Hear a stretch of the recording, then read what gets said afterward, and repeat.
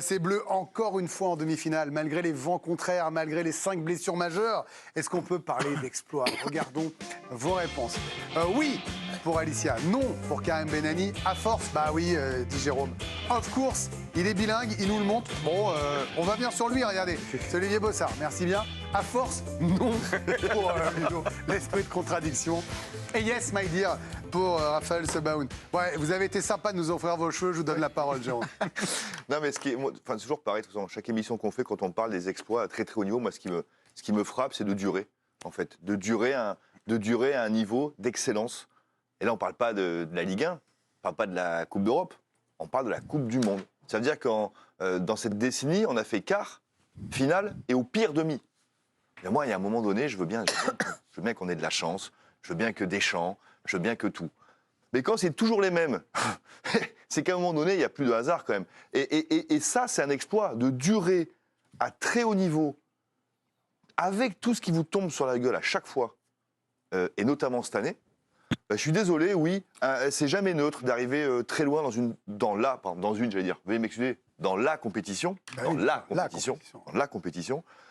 Ben, moi, je ne banalise pas. Et quelque part, alors je sais que les arguments des copains seront bons, mais banaliser d'être toujours au très haut niveau, avec une base de joueurs qui est toujours la même, et ces gars-là sont toujours là, dans les grands moments. Et ça, moi qui étais sportif, et qui n'ai pas eu ni le talent, ni la chance, ni d'être ne serait-ce qu'à très haut niveau en Ligue 1 tout le temps, alors j'imagine ce que c'est que d'être à très haut niveau en Coupe du Monde tout le temps. Donc pour toutes ces raisons, oui, bien sûr, être encore là, à ce niveau-là, toutes ces années après, c'est évidemment l'exploit. Plus les blessés, plus tout. Vous vous souvenez de la phrase de Gerd Lineker, le football est un sport qui se joue à 11 et à la fin, ce sont les Allemands qui gagnent. Est-ce qu'à terme, on ne va pas se dire le football est un sport qui se joue à 11 et à la fin, ce sont les Français qui gagnent? Pour répondre à cette question, Bertrand Latour, l'un de nos envoyés spéciaux, est du côté de Doha, au Qatar, avec nous. Bonsoir Bertrand, merci d'être dans l'équipe de Greg ce soir, en ce dimanche soir, au lendemain de la qualification de l'équipe de France. Est-ce que pour vous, plaisir partagé, on peut parler d'exploit, mon cher Bertrand?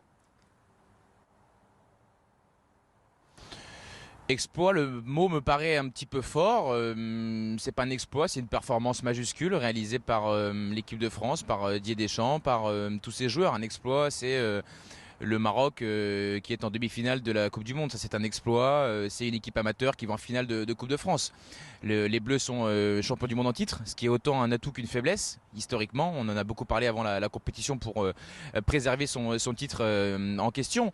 Mais pour le moment, il y a eu une magnifique performance face aux Anglais, parce que il y avait des raisons d'être prudent et inquiet avant la rencontre. Je pense que le match a permis de vérifier qu'il y avait vraiment très peu de marge pour les Français. Plus soit par rapport à ce que dit Jérôme Alonso sur la persistance au plus haut niveau pour cette équipe de France. Il y a eu l'écueil lors du dernier Euro, bien évidemment, mais c'est quand même une constance au plus haut niveau qui force le respect. C'est vrai que moi j'ai parfois du mal à analyser, je le dis honnêtement, j'ai parfois du mal à analyser les performances mis bout à bout de l'équipe de France, mais cette récurrence-là ne peut pas être uniquement le fruit de la chance, bien évidemment. Donc d'ores et déjà, quand même un grand bravo à tous ces joueurs et à Didier Deschamps qui, s'il fallait encore en faire la démonstration, montre qu'il est un des maîtres dans ce métier de sélectionneur. Didier Deschamps qui sera au cœur de l'entretien que nous a accordé Noël Le Graët, que vous découvrirez tout à l'heure, pour tout savoir, ou presque, de l'avenir de Noël Le Graët et de Didier Deschamps. Vous restez avec nous, Bertrand Latour. Mais attention, parce que Mathieu Maes est notre chef d'édition du soir. Et Mathieu, plus soie et écueil, ça fait beaucoup pour lui. Je ne peux pas vous envoyer sur le banc, mais il me dit que faites attention et vous surveillez. Voilà, parce que vous savez, on est dimanche soir quand même. On va y aller mollo, Bertrand. Voilà. On a un peu de vocabulaire, on s'en excuse. Oui, ne vous excusez pas, la France vous aime, mon cher Bertrand. Ludo Bragnac, je viens vers vous parce que Jérôme parlait de compétition, de récurrence, la difficulté quand on est sportif de haut niveau. Malgré ce que dit Karim Benani, ça n'a pas été son cas, donc je viens vous voir vous. Mon cher Ludo, vous êtes en opposition à force? Non. Je suis dans la même veine que Jérôme, sauf que moi, ça ne me surprend plus quand ça se répète. L'Euro 2016, les Allemands, la Belgique, la Croatie en 2018, et là, ça se répète. En fait, quand vous allez au supermarché, vous regardez quoi? Vous regardez le label rouge. Le label rouge, il y a une certaine forme de... J'ai pas vu venir celui-là. Oui, mais label rouge. Label rouge. Vous regardez, voilà, il y a une certaine forme de qualité. En football, il y a le label Deschamps, il y a le label Didier Deschamps. Voilà. Bravo. Il y a un tampon, il y a un truc. Vous pouvez faire, oui, les adversaires, agitez-vous, bravo. ouais, bougez, machin, faites des... À la fin, c'est nous qui allons gagner. C'est pour nous. Oula, attends, oula. Cherchez pas, c'est pour nous. Ah bon, bah très bien. C'est un peu ça. Depuis la prise de position de Didier Deschamps, dans tout ce qui se fait, on a souvent été dominé, ballotté, et ça a été le cas encore hier soir. Hier soir, si on parle vraiment... Je suis analyste, j'essaye d'analyser le football. Si on parle de foot pur, je trouve que les Anglais ont mérité leur victoire plutôt que nous. Ah, je suis pas d'accord avec vous. Vous voyez, je peux pas le dire là parce que maintenant je présente, mais j'ai très envie d'y aller. Mais sur le terme footballistique, je vous dis oui. Ouais, Après, on est une équipe, on a créé un truc, on est dur au mal, on a 2 fois 10 minutes de temps fort. 2 fois 10 minutes, on est clinique et avec des leaders qui sont toujours là. Ce qui est Loris, fort. Deschamps. Je pensais que vous Allez, avez finissez les leaders. Finissez les leaders. Loris, Deschamps, Griezmann, Varane. Giroud. Voilà, les 4 mêmes qui sont là depuis maintenant longtemps. C'est eux qui ont été décisifs encore hier soir. Attends, ne coupez pas l'analyste, s'il vous plaît, j'écoute. parce que on a la chance d'avoir un analyste label rouge. en fait, Allez-y, Momo. j'arrivais pas, Ça, c'est quand même un petit melon, hein. Je vous le garde, quand même. Parce que j'ai une petite oreillette et du coup je l'entendais plus, Ah oui, Ludovic, c'est et je pensais que vous aviez terminé.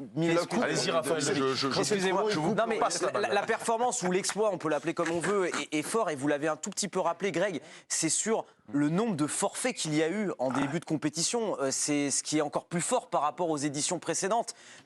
Lucas Hernandez a joué 20 minutes et après il a quitté ses partenaires, mais on peut déplorer 7 forfaits, là où dans les précédentes campagnes menées par Didier Deschamps, c'était 2 voire 3 joueurs et pas forcément toujours des joueurs majeurs. Là, il y a quand même peut-être 5 joueurs majeurs, dont Benzema, dont Kanté, dont Pogba, que l'on peut recenser qui ne sont pas là. Raphaël. Raphaël, mon lapin, vous connaissez les règles de cette vie. Attendez, J'y veux. j'appuie tranquillement. Mais pourquoi je sais pas. Je vais vous montrer, parce que là, vous avez dit que c'était à cause de l'oreillette et donc de notre chef d'édition. Ça s'appelle de la délation. Oui. Et dans l'émission, quel est le slogan, Raphaël? La délation, c'est non. Merci, Alicia. Regardez ça. Les gens ne La savent pas délation. qu'est-ce qu'un chef d'édition, par exemple. Mais c'est pas avant la délation. personne qui est dans notre oreillette. Ne D'accord. discutez Mais pas. je peux avoir la musique Ne pour y faites pas aller une Raymond Domenech. Allez sur le banc, pas s'il de vous plaît, musique. sans discuter. Mais c'est danser un petit peu. Cette case est faite en pensant à Karim. Cette phrase est faite. Non, Karim fait de la délation, mais pas de manière permanente. Voilà. À tout à l'heure, Raphaël. Mon prénom, mais t'es pas obligé de le citer. Karim Benani, vous avez entendu Ludovic Obragnac. Attention, Raphaël, on a encore besoin de vous entier. Vous parlez de ce label Deschamps. Donc, à force, non. Vous êtes d'accord avec lui, c'est pas un exploit. Ce sera un exploit si vous êtes en finale ou si vous gagnez la compétition. Là où je rejoins Bertrand, c'est que le mot exploit est un peu fort peut-être pour ce quart de finale de Coupe du Monde. Certes, l'Angleterre a été un adversaire coriace hier et on se posait la question, et c'est un match énorme que l'on va vivre, ce qu'on a vécu hier. Moi, je vous avais dit, c'était un match 4 étoiles et pas 5 étoiles pour moi. Voilà, parce que c'est l'Angleterre face au Brésil, face à l'Argentine. Pour moi, Mais c'est si on le plutôt met 5 avec, étoiles. si on le ramène au nombre de blessés, les 5 joueurs absents de l'équipe de France, Karim, sont dans toutes les listes de toutes les équipes. Oui, mais le 11 titulaire de l'équipe de France est pour moi le meilleur 11 de cette Coupe du Monde. Je trouve que, honnêtement, c'est vraiment costaud. Les tauliers, comme le disait Ludo, les tauliers sont là, un par ligne, et assurent au moment où il faut assurer. Loris, Varane a été plutôt bon aussi. Griezmann, Giroud, Mbappé, on en reparlera, qui a été un peu plus collectif que les fois précédentes. Honnêtement, moi, je trouve que le parcours de l'équipe de France, les adversaires n'ont pas été des adversaires de très très haut niveau. Le Danemark a été très décevant. La Pologne, c'est pas non plus l'adversaire le plus compliqué. Le premier gros adversaire que la France rencontre, c'est l'Angleterre. La France passe en ne faisant pas le meilleur match de Comme beaucoup la d'équipes de compétition. cette compétition. Avant l'écart, c'était très faible. Pas le Maroc, par exemple. Non, pas le Maroc. Et c'est pour ça que parler d'exploit pour le Maroc, c'est le mot idoine. Parler d'exploit pour la France, je crois pas. Je trouve que c'est extraordinaire. Excuse-moi, Jérôme. Je trouve que c'est extraordinaire ce que fait l'équipe de Deschamps, vraiment, et j'en suis le plus heureux. Parler d'exploit là, non, mais sur la constance. Moi, j'étais sur le parcours. Sur le parcours, oui, Je suis plus évidemment, sur le parcours sur la le match, constance quand même. au plus haut niveau, c'est assez incroyable, mais je ne suis plus vraiment surpris En aussi. fait, ce qui change comme tout, Ludo. c'est le encore dans la Oui, question. oui. Mais C'est le principe de la question du malgré, encore. malgré tout, je ne suis pas surpris parce que Deschamps a la gagne en lui. Il l'a prouvé même en club. Attendez, on Quand va il était donner la Monaco, parole à quand Olivier il était Bossard, parce qu'il Marseille. vous regarde comme un Non, enfant non, sage. la bosse. mais- Parce que j'ai parlé du La Danemark, bosse. pardon. La bosse. Payez-moi ce débat. Regarde, revenez Rafou, venez écouter. Alors, regardez, on a retrouvé la délation, c'est non, Raphaël. Oui. Ah, Rafou Magie, sous le truc. Olé. Bravo. Olé. Mon cher Olivier, Oui, c'est un exploit. Bah oui, je trouve que déjà les chiffres que montrait Raph tout à l'heure sont assez forts. Déjà, le Bravo, fait qu'un Raphaël. tenant du titre se retrouve en demi-finale, c'était plus arrivé depuis 98. Ça fait combien de temps qu'on dit qu'un tenant du titre, normalement, ça sort au premier tour? Voilà, c'est pas mal. Et si on prend, je peux pas galvauder quand même ce qui a été fait, si on prend un peu de recul, ils font ce qu'ils sont en train de faire. On le dit avec 1 tonne de blessés. J'ai l'impression que cette Coupe du Monde, on la joue avec 13 joueurs parce qu'on n'a pas de banc.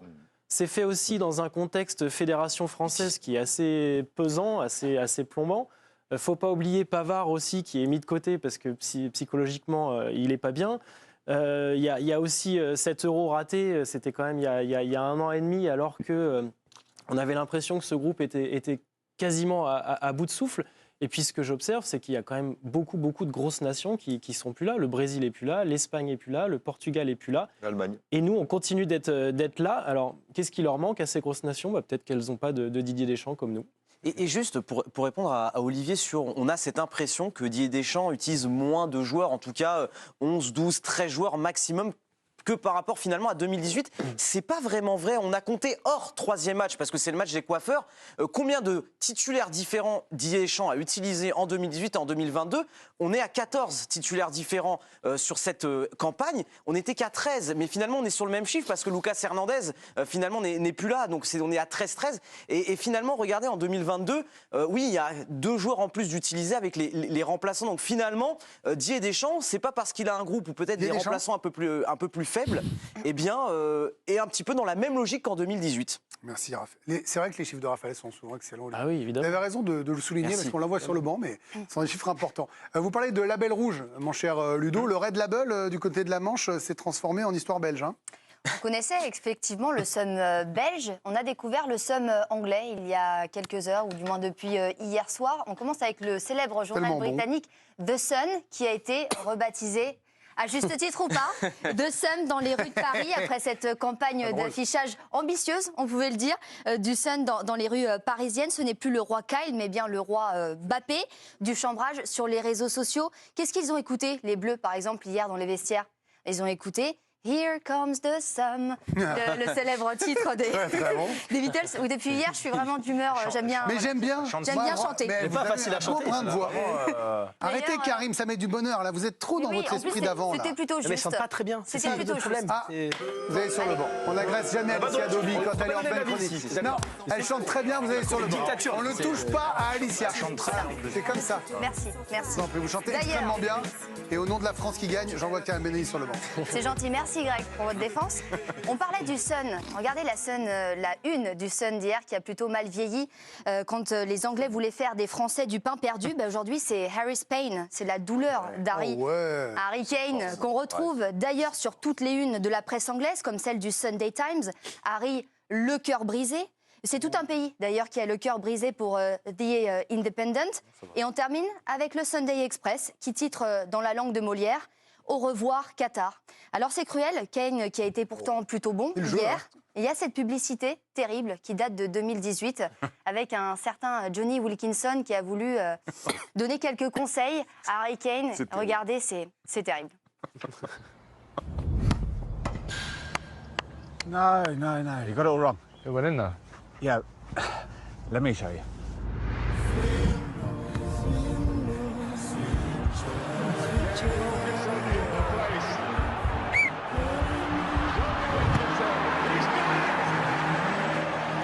That's how you do it. You just put it over by a mile. Yeah, that's how I won a World Cup, though, with England. Okay. Yes. Voilà, bon, terrible. comme quoi, ça se vérifie 4 ans plus tard. Et on termine avec la réaction de Declan Rice, le milieu de terrain anglais. Regardez ce qu'il a déclaré après le match. À part leurs 2 buts, je ne me souviens pas de les avoir vus être créatifs. On a plutôt bien joué par moment. À mon avis, la meilleure équipe a perdu ce soir et cela prouve notre niveau. Je ne sais pas vous, mais moi, ça me rappelle un certain Thibaut Courtois. Totalement. Et puis, on parle un petit peu de karma aussi. Declan Rice qui, souvenez-vous, était parti avec une valise vide au Qatar pour ramener le trophée de la Coupe du Monde. Eh bien, cette valise, elle reviendra vide. Exactement. Merci, Alicia. Après, il y a un truc qu'on peut accorder aux Anglais, c'est qu'ils sont les premiers à se moquer, mais ils sont les premiers à se moquer d'eux-mêmes.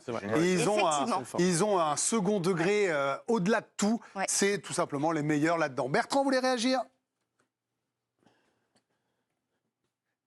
Je vais prendre la roue de ce que vous dites, Greg. Je trouve que ils ont été très dignes hier. En tout cas, les Anglais, moi que j'ai pu croiser au stade, qui quittaient l'endroit où nous étions, je les ai trouvés quand même dignes dans cette défaite-là. Et je trouve que ce qui renforce aussi, ce qui embellit la victoire des Français, c'est qu'on a battu une très très belle équipe anglaise. Ils ont des joueurs qui sont très forts. On avait raison d'avoir peur d'eux et c'est de bon ton de pouvoir les chambrer, etc. Mais je pense qu'il ne faut pas être trop arrogant non plus parce qu'ils sont au moins aussi forts que nous. C'est tombé du bon côté et tant mieux. Et on n'a certainement pas à nous en excuser. Mais voilà, je trouvais notamment que les propos du Goloris étaient très dignes. Harry Kane et son coéquipier, mais je pense que c'était vraiment frappé de la sincérité ce qu'il disait, et c'est un plaisir de pouvoir batailler avec les Anglais parce qu'ils sont aussi forts et aussi dignes aussi également quand ils partent. Donc c'est aussi pour ça que c'est toujours agréable de pouvoir les battre, que ce soit en foot ou en rugby. Voilà, ce coup c'est encore meilleur, mais on les avait pas forcés non plus à mettre The Sun sur la Tour Eiffel. Mais en tout cas, c'est de bonne guerre et on a bien aimé. Vous avez raison de rappeler ça, mon cher Bertrand. Allez, rappelez-moi Karim Benani, parce que là il est quoi, 18h52. Il est temps de